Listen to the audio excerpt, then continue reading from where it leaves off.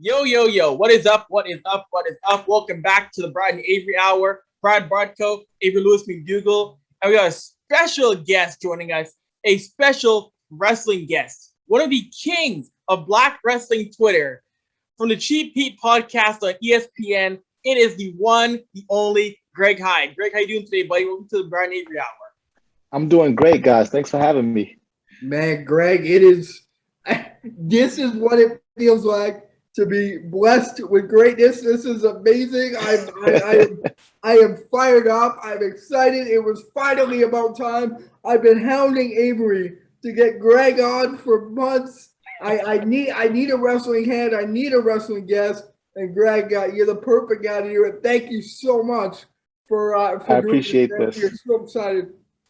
I appreciate this. And like I said, man, this is the fastest growing podcast in wrestling in North America. And when Avery makes the call, you take the call. So when Avery said this is what we need and this is when we need it, there was no rescheduling, you take the call. That's you right. make the time. I love that, Greg. I know I was talking to you in the DM saying, no, you are going to be at Summerslam in Las Vegas. So I guess first things first, Greg, what are your thoughts on wrestling returning to having fans, people back in the building? What are your thoughts? Like, what's it going to be like for yourself to go back into a building, an arena, packed with fans again for the first time in a very long time? Because wrestling, like any other sporting entity, went to a standstill and having either limited fans or no fans at all, no matter what promotion, for a very long time, Greg. So, I mean, everybody knows how I feel about the fan behavior, right? Because before we got the Thunderdome, it was getting out of hand. And I went to many shows and seen many a fan just act the fool. So in that respect, I am not looking forward to being in and around and amongst the people with the disrespectful chants and really the abuse towards the talent that we all say we love so much. But at the same time, everybody's counterpoint is valid, that there is an electricity when you're in the crowd, and especially for an event like SummerSlam with the card that they have and just historically how great that event has been. There really is nothing like it. It's second to none. Maybe second only to WrestleMania, but WWE experience is second to none, really. You know, Greg, I looked at going, but then I looked at the date, and that is my wife's birthday, and my wife said, you ain't leaving on my birthday. So unfortunately, I got to watch it at home, but I got to ask you, what are you most looking forward to on this card? Remember, I remember I popped off with the return of John Cena. I'm a big Cena guy, regardless of the heat he gets and everything going on. But what are you most looking forward to on Saturday night when SummerSlam's live in Las Vegas? I think everybody's looking forward to John Cena, Roman Reigns, right? And rightfully so, because like you said, John Cena has had the company on his back for 2 decades.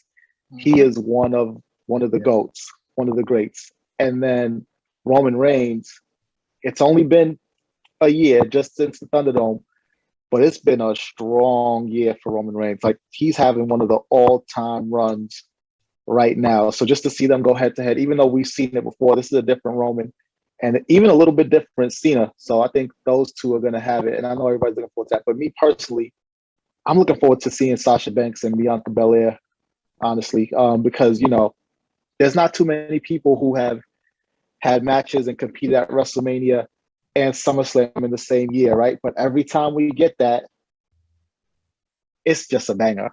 You think about the TLC matches with the Dudley Boys, Hardys, and Edge and Christian, Brett and Owen, WrestleMania, and then the SummerSlam rematch, you know, Kurt Angle, Brock, and the list goes on and on, right? Edge and Undertaker. So for Bianca Belair and Sasha Banks to add their name to that short list, I think they're going to give us another banger. I couldn't agree more, great. And once again, we have 2 Black women out here putting on a match that we know will be an absolute thing. You saw WrestleMania, what they did, and have those 2 again in what's proven to be one of the best feuds women's wrestling so far this year. I'm excited to see when you are for that match, Greg. I'm really excited for that match as well, Greg. Yeah, no, I'm very excited. And it's funny, too, because you think about the WrestleMania match, right? And they just knocked expectations out of the park. It was the best match of WrestleMania by far. And it was so good that you forget that I think we were all up in arms about the build. Like what is Reggie doing? Why is he here? It looks crazy. Yeah. You know, for them to just make you forget about the build just showed you how great the match was. And now with this match, building off of that, there's no telling how great it's going to be. Greg, I got to ask you about yourself. I mean, for those maybe that don't know you because they've been living under a rock or whatever the case may be, how did you get into wrestling? How did you become, quote unquote, the wrestling guy now on ESPN, this big podcast? I mean, take us back to the humble beginnings of Greg and to where you are now. So I credit my older brother with this, right? Because he was a fan from even before I was born. And my earliest memories are just watching wrestling with him on Saturday mornings and sometimes on Sundays too after church, right? My cousin had WrestleMania 3 on tape. So after church, we would go there and then almost always ended up watching WrestleMania 3. I remember the slam.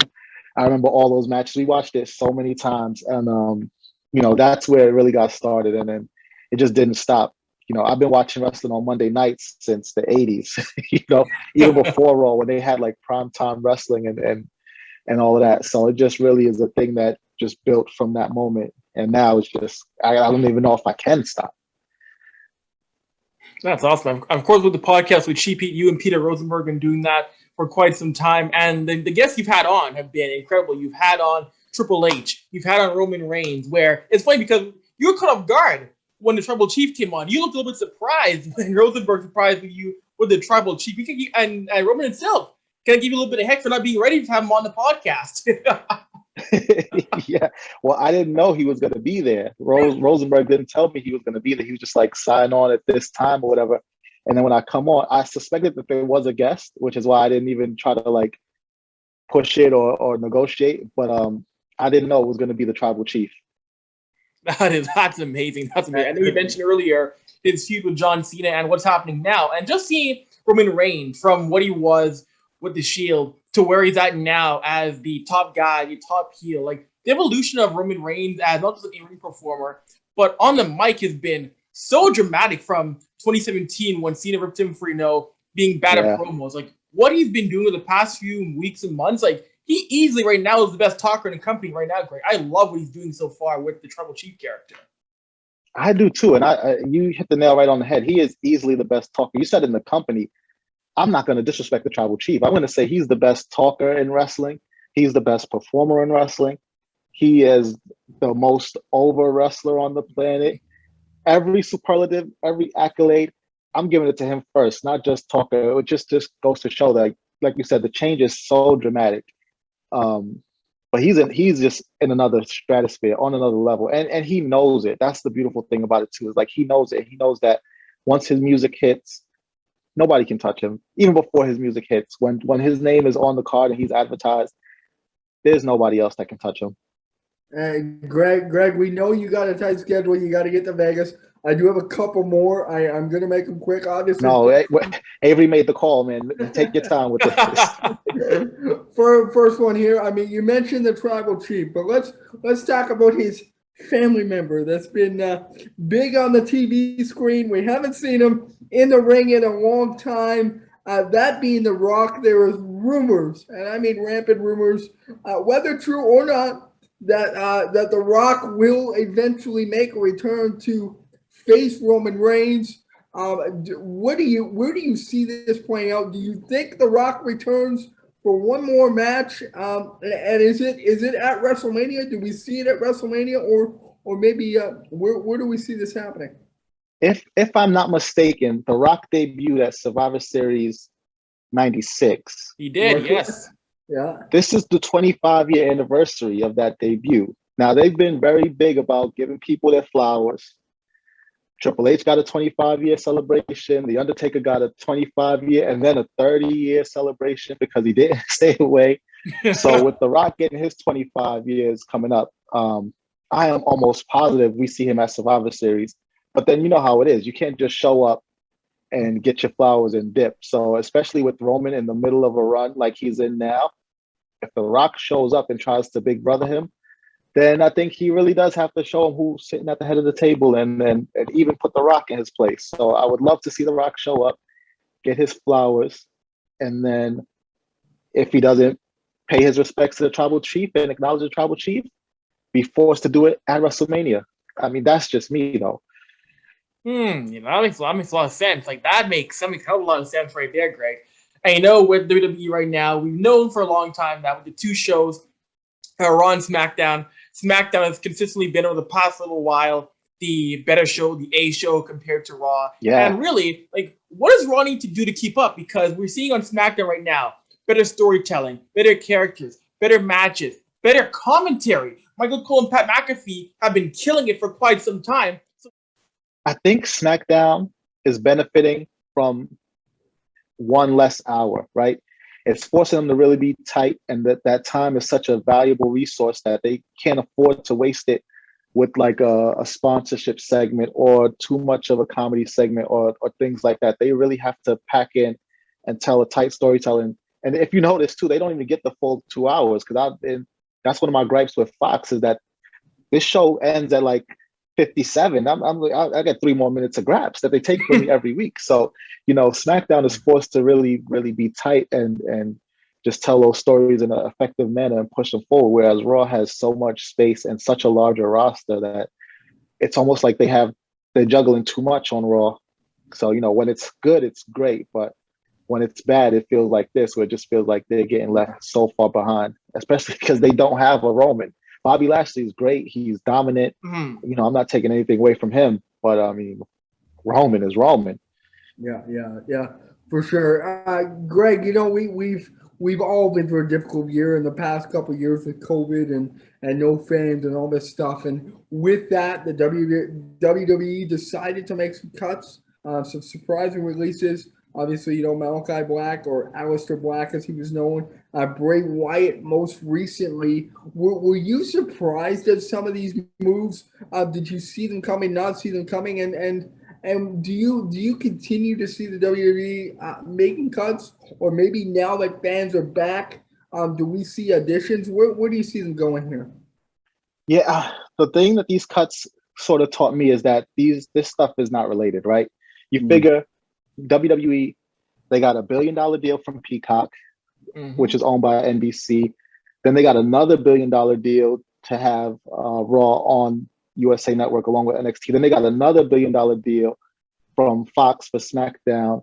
And then that doesn't even factor in the money that they get from Saudi. So you figure there's enough money to go around to keep people on the roster and pay them who they want. And I think their philosophy changed in that, them securing those TV deals is just to line up the coffers. And if you're not on TV and like added to the product in a valuable way, you're expendable. And that to me is shocking, because you always want to have somebody waiting in the wings, especially when you have something like a performance center where you could build these people up. So to see them, thinning out the roster and making it to where everybody's absolutely necessary and everybody's contributing, that is the part that's shocking, because I'm used to seeing the WWE in a position where, they sort of hoard talent, right?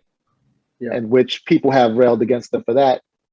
Now they're not, and people are also railing against them for that. But that's what they get when they're, evil empire. Nothing you ever do is right. I would have preferred to see them keep these people, especially a guy like Bray Wyatt, Aleister Black, Bronson Reed even, and Leon Ruff is somebody who you could have built up. Kona Reeves, I felt like had a high ceiling, but it's just that they're changing their philosophy, and we're in the midst of seeing that. So I don't think it's going to make a lot of sense until years down the road and we catch on to what they're doing. Because at the same time, too, I don't have experience running a company or dealing with like corporate America or corporations or anything like that. So I think a lot of people don't, and that's where the confusion comes in, because we have no idea what they're doing because we haven't seen it done. Yeah, that's very true. That's a big thing. That's a great point. Like, we don't really know about how this works internally. We don't really know. But I do want to mention NXT for a second here. A couple of points on NXT. First, just what have been your thoughts on the return of Samoa Joe? Someone who, we really didn't know if he was ever going to return to the ring.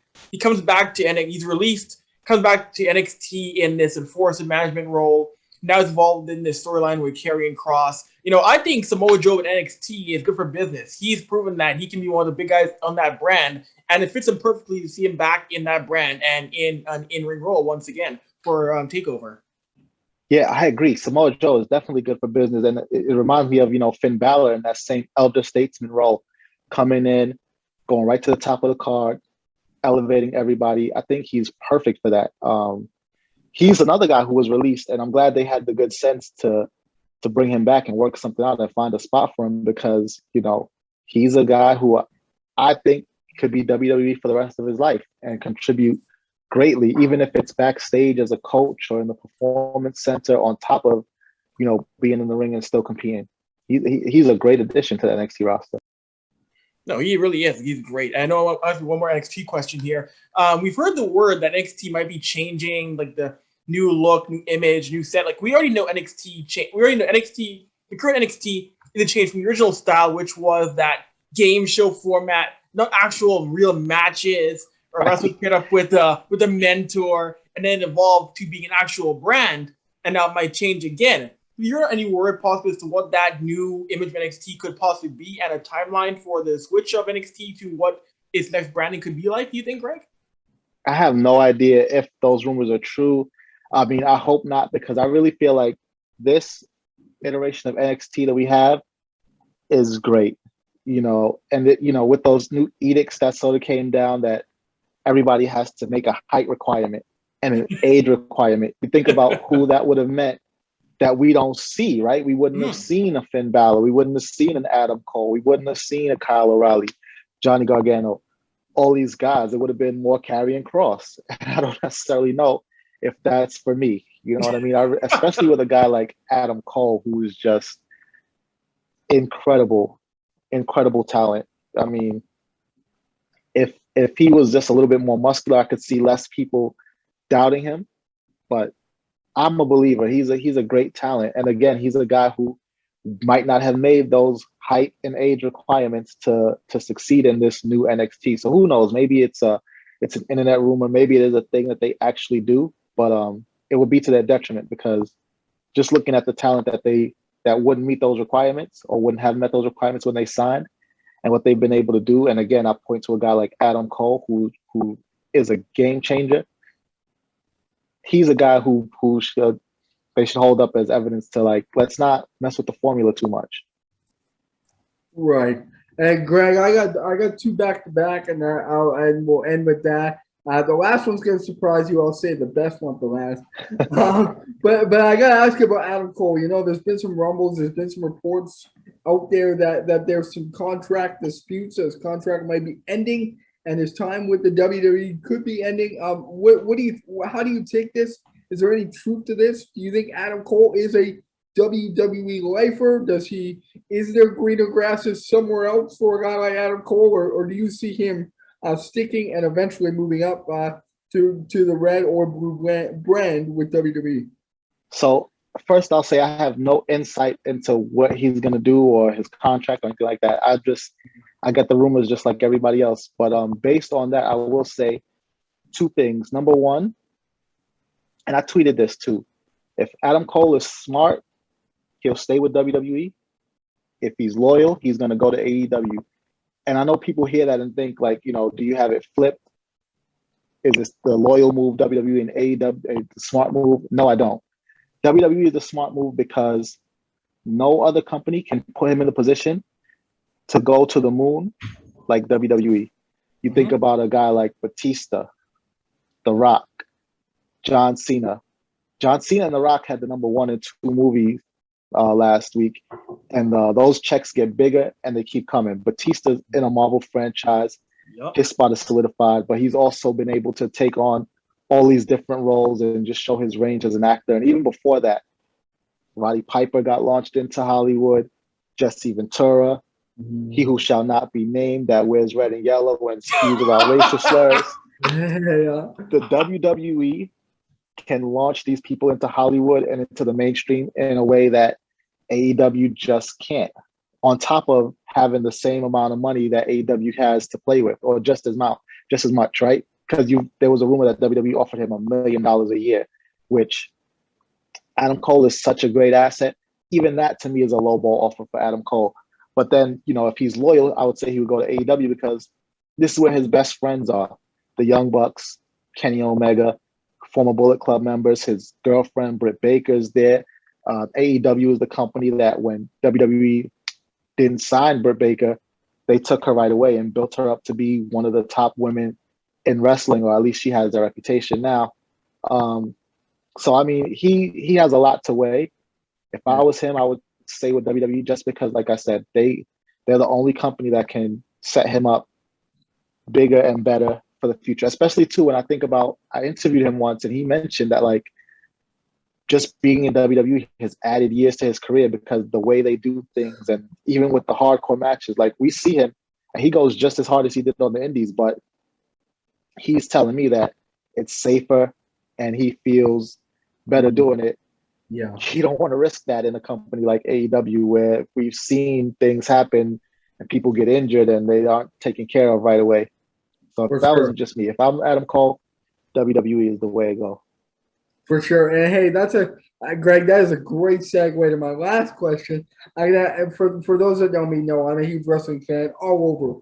I love the local wrestling here in Edmonton, which in Canada, and I love New Japan. I love WWE. I love AEW. I love it all except TNA. I can't get into it. But I mean, let's talk about AEW for a minute, if we may. I know you're a WWE guy, but let's chat about it for a sec. Where do you see this product? Is this, and could not saying will, but could this be real competition to the WWE? Not saying they would ever take them over, but is this real competition now with Khan's pockets and all this stuff similar to Vince McMahon? And I gotta ask you the last one and the last part: CM Punk. Is this real? Does he show up tomorrow in Chicago at Rampage and the roof is going to pop off the United Center? Please tell me this is real. And if it's not, is All Out the place to go in September? Is it a real possibility? Or is CM Punk just playing this up and, hey, I'm doing heels. I'm doing a movie. I'll be in Chicago. Don't worry about it. I'm not going to AEW. I'm doing this. And again, my last one, I told you was loaded. The last part to that, I got to ask you, have you seen Heels on Stars? What do you think? And where can it go? All right, so let's work backwards. I have seen Heels on Stars. I saw the first few episodes. I got early access. Shout out to my people at Stars. And it is a great show. I don't know if anybody watched the first episode. It's already out here in the States. Are we free to talk about that ending? Because the ending just blew my mind. Yeah. If you haven't seen it, they set up really beautifully just the fact that these two brothers who run a wrestling league, the older brother runs a wrestling league, and he's the bad guy in the league. Well, we all know what I'm talking about. He's the heel in the league. He's the champion. Heel, yeah. He set his younger brother up to be the babyface challenger to his title right in that first episode. And then their big match is at the end of the episode. And let's just say he protects the business. Without me giving too much away, the older brother protects the business, does what he has to do for his wrestling company. So yes, Heels is a great show. I am hoping that CM Punk's return to the ring is not just through Heels. I think that there is a possibility we see him at AEW. I don't see him going back to WWE, although again, I think that would be the money move for everybody. I see him going to AEW. And as far as them being, real competition, at this point, I still have to say no because of who's at the top. Tony Khan is simply not Vince McMahon. And it's been shown time and time again that the internet wrestling community has Tony Khan right here. And if you're listening and not watching, I'm pointing to the palm of my hand. He does everything. He caves to complaints so easily. He just makes moves that he views as good PR that I would view as bad business because there's too many cooks in the kitchen and it doesn't display real leadership to me in a way that Vince McMahon, like for example the Max Caster thing.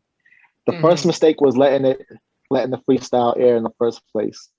Then his second mistake was after there's an uproar online, then taking action, saying, you know what, I'm going to edit these shows, and also suspending Max Caster. There's too much action taken as a result of just an online uproar for a thing that was resolved once you edit it and put out an apology. So yeah, I don't think that they're going to be real competition. I think they're setting themselves up for an implosion, especially when you consider, AEW, when they came out, they had a real chance to put WWE on the ropes because they were in a situation where WWE's roster was loaded, but it was also bloated. WWE had more talent than they knew what to do with, and AEW could have had a tight roster with young talent and built up these new stars and made something of their own that couldn't be compared to anybody. But slowly but surely, they earned a reputation of being a place where the quote-unquote WWE rejects, which is an unfair label, but the quote-unquote WWE rejects can go and get paid and work.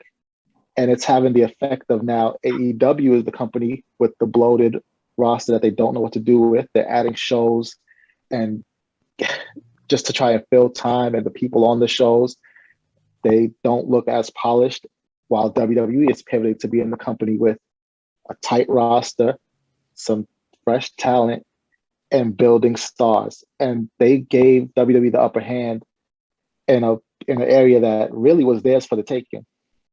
Yeah, that is very true. Because the first few weeks when AEW came out, I was jacked. Now you're seeing, exactly, roster getting to be too big and almost an over-reliance on the older names. I mean, any promotion out there is going to have your young stars and your mix of the older names. But it all depends how much you push your older names. That will determine where you're going to be. And we're seeing a lot of the older names. And I don't want to get started on how Cody Rhodes has pushed himself in AEW. That just annoys me to no end. That how he's pushed himself. Like I said to Brad before. If you want to be the main guy, I felt Cody should have taken a more backstage role with an occasional appearance in the ring. Yeah, Cody, AEW, like I said, they started out with great positioning, but they gave it up by making mistakes that they've seen WWE and even TNA Impact make. Now, granted, Cody Rhodes is not taking multiple world championships like Jeff Jarrett did in TNA Impact, but the mistake of bumping their younger talent further and further down the card to bring in, bigger names that may have, been released by WWE is a bit of a mistake. As much as we want to see these people get jobs and work and continue to apply the craft, you got to think and feel for a guy like, Joey Janela, Joey Janela's big spring break and the fact that he was going to be in AEW was a big selling point when they started the company.